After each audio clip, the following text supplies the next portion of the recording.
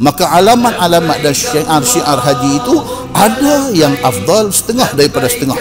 Maka yang afdalnya itu ditanya oleh sahabat Nabi kepada Nabi sallallahu alaihi wasallam, seperti kata Abdullah bin Umar, faqama rajulun akhar faqala ayyul haji afdal.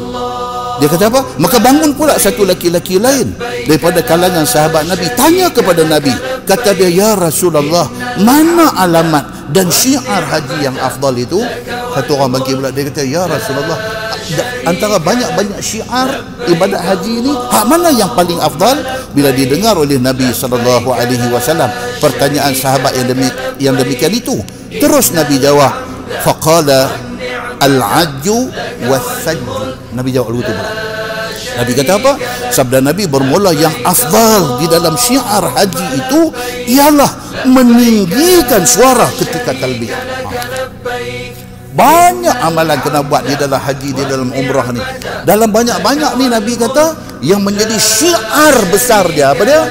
Talbiyah. Dan talbiyah itu diangkat suara. Labbaik Allahumma labbaik, labbaik la syarika laka labbaik, innal hamda wan ni'mata laka wal mulk la syarika lak.